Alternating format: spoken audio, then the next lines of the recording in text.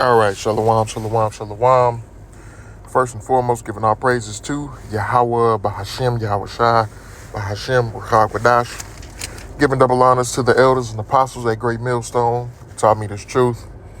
Peace and salutations to the brethren, the Akim out there on the highways and byways, pushing this truth in 100% sincerity. Peace and salutations to the hopeful elect, and peace and salutations to the few and sincere sisters who believe in this gospel. So, I want to entitle this lesson, "It's only a matter of time before this comes to Babylon," right? And just a little news article here. I'm pretty sure brothers know about what's going on in Haiti with the violence and all of that. And the gang leader named Barbecue, right? Which I got my own opinions on that. I believe that that's an inside job, or he might be a puppet for Esau, but we never know. But anyway, it's got an article here. It's called "Gangs Unleash New Attacks on Upscale Areas in Haiti's Capital, with at least a dozen killed nearby." It says Port-au-Prince, Haiti. Gangs attacked two upscale neighborhoods in Haiti's capital early Monday in a rampage that left at least a dozen people dead in surrounding areas. Gunmen looted homes in the communities of Le Boule and Thomasson before sunrise, forcing residents to flee as some called radio stations pleading for police. The neighborhoods have remained largely peaceful despite surge in violent gang attacks across Port-au-Prince. I'd imagine that these could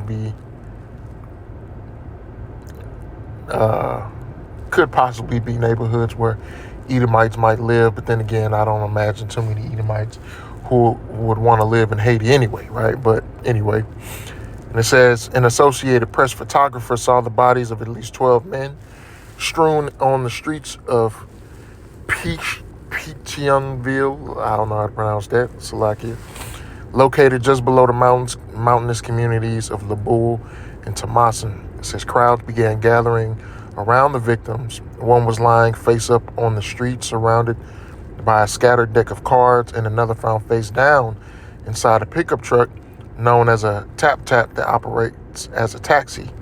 A woman at one of these scenes collapsed and had to be held by others, learning that a relative of hers was killed, right? And, the article continues to go on, right? But we're seeing what's going on in Haiti, but pretty soon, this is what's going to be happening here in Babylon the Great in America. We're going to be seeing these things, similar things popping off here. And what's going to lead to that? Famine, lack of bread,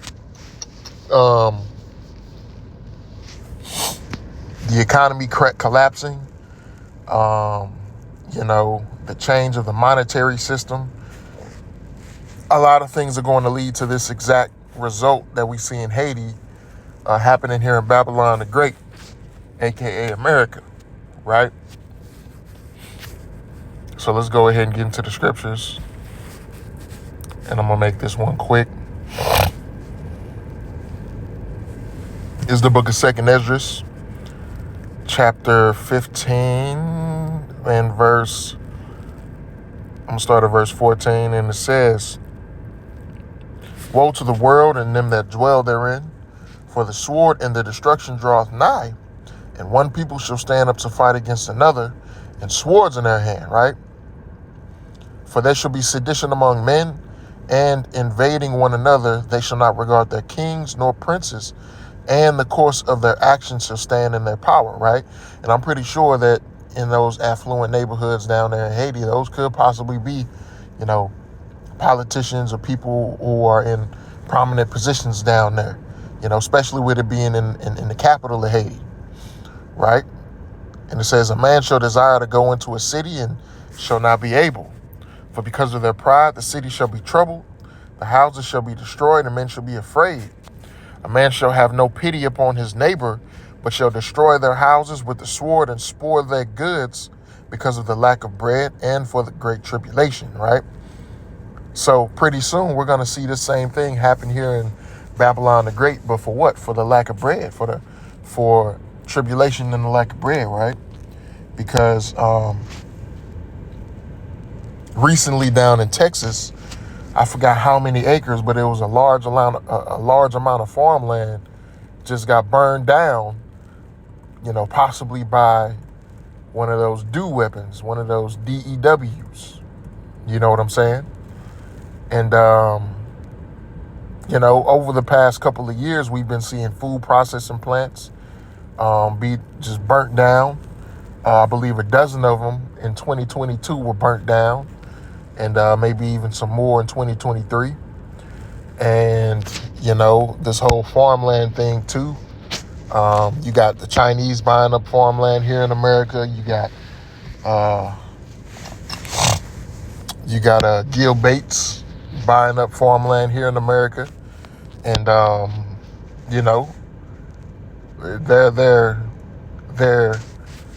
the elite are essentially just, prepping and getting this place ready for a famine, right? Of course, it's of the Heavenly Father, Yahweh Ba'ashem Yahweh Shah, but this is going to be a controlled famine, so to speak, right? And this is going to bring chaos to this planet, chaos to the earth, but especially here in Babylon the Great, here in America, right? Because we see everything's cool.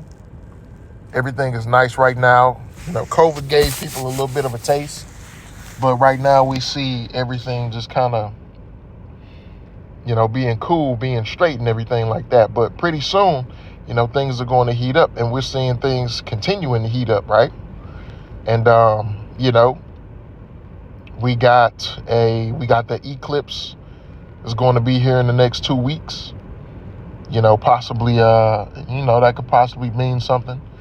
About 7 cities here in America that called Nineveh is going to be in the direct path of that eclipse here on April 8th, right? And we know that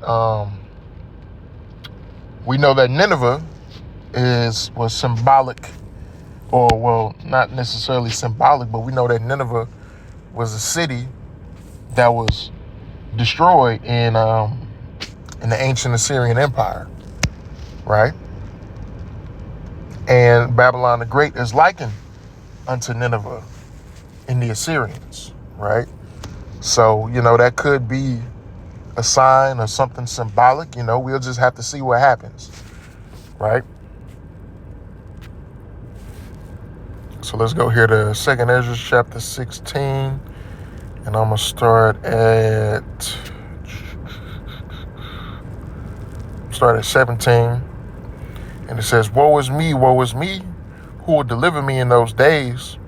The beginning of sorrows and great mournings, the beginning of famine and great death, the beginning of wars, and the power shall stand in fear. The beginning of evils, what shall I do when these evils shall come? Behold, famine and plague, tribulation and anguish are sent as scourges for amendment. But for all these things they shall not turn from their wickedness, nor be always mindful of the scourges. Behold, victuals shall be so good cheap upon earth, that they shall think themselves to be in good case, and even then shall evils grow upon earth, sword, famine, and great confusion. For many of them that dwell upon earth shall perish of famine, and the other that escape the hunger shall the sword destroy. And the dead shall be cast out as dung, and there shall be no man to comfort them. For the earth shall be wasted, and the city shall be cast down, right? So we see here in Haiti, men's bodies being cast out as dung. I read in another article not too long ago, talking about where, you have bodies of people laying out in the streets in Haiti, and nobody was there to bury them. Nobody was burying them because of fear of the dangers around them. For fear of what was going on around them and what's going on there right now. Nobody wanted to bury the bodies. And that's scriptural, right? And it's the same thing that's going to be here. Here in Babylon the Great, there's going to be so many dead bodies laying in the street. Nobody's going to be they're just going to be as dung laying on the earth, right? Right? And the scriptures say, what victuals shall be so good cheap upon the earth, and they shall think that themselves to be in good case, right? Victuals meaning food, right? And you can get cheap food right now, right? You can get very cheap food. You can get 99-cent burgers. You know what I'm saying? Which is probably not even real meat, but you can get 99-cent burgers. You can get $1 French fry, whatever you know what I'm saying, you want. Food is kind of, you got a lot of cheap food out here in Babylon the Great, right? And, people may think that they're in good case because food is cheap and, it's abundant and it's abundant. It's plentiful because we have the ability to get food, go to the grocery store. The shelves are full. We got the ability to go to a restaurant or something like that, get some fast food, or, order Uber Eats or DoorDash or something like that, right? And, we think they're in good case. People think that everything is okay. People think that everything is all hunky-dory. Everything is cool. But pretty soon, man, the Lord is going to rise up this famine. You know what I'm saying? And tribulation, right? And only his servants are going to be fed. Only those, the men of the Lord and those around the men whom the Lord deemed worthy are going to be fed in those times, right? So, just a reminder, we got to be, prepared. We got to be in that mindset that everything, things are going to get pretty bad here pretty soon. You know what I'm saying? So we just got to remember that, right? Let's go to Matthew 24. I'm going to start at verse, 6. It says, "And ye shall hear of wars and rumors of wars. See that ye be not troubled, for all these things must come to pass. But the end is not yet. For nation shall rise against nation, and kingdom against kingdom, and there shall be famines and pestilences and earthquakes in diverse places. All these are the beginning of sorrows," right? So we're right at the beginning of sorrows, man. Right? We're right at the beginning of sorrows. Right? But the end is not yet. We still got prophecies that we got to go through. The MOTB, World War III, Jacob's Trouble. It's a lot of things that it's not a lot of things, but it's a couple of things that have to happen before we get to the kingdom, man. And we just got to continue to make haste, continue to pray, stay in prayer, especially in these times, and just continue to prophesy, man. Prophesy and keep watch.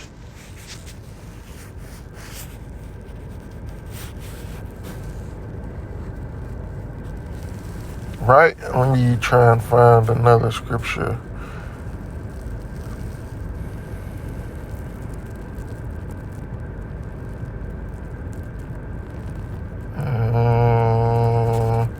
I think what I want is in the book of Sirach.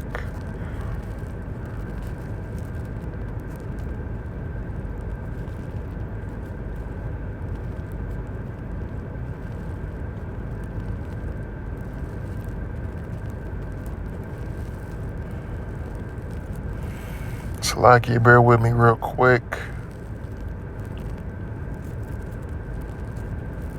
Here, let me do this. I put these two words in there together.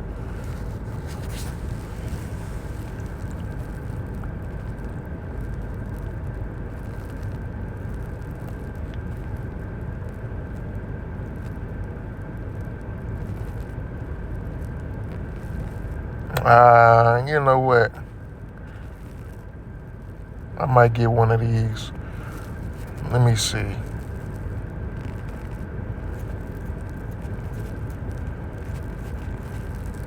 Yeah, I might get this here in Mark.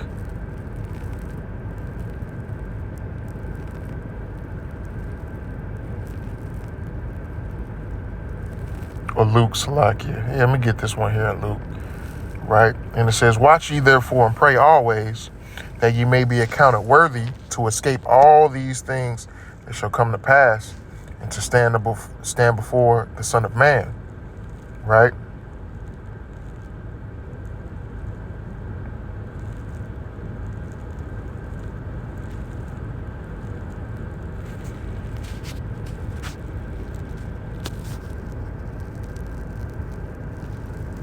Hold on, Salakia, because it's more that I can get.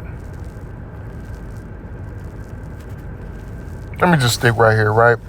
Luke chapter 21, verse 36.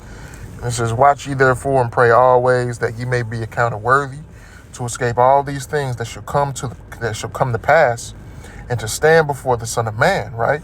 So all these things that are going to come to pass are, great sorrows, the famines, the pestilences and the tribulations, right? Men rising up against each other, with swords in their hand, which is the modern day gun is a sword.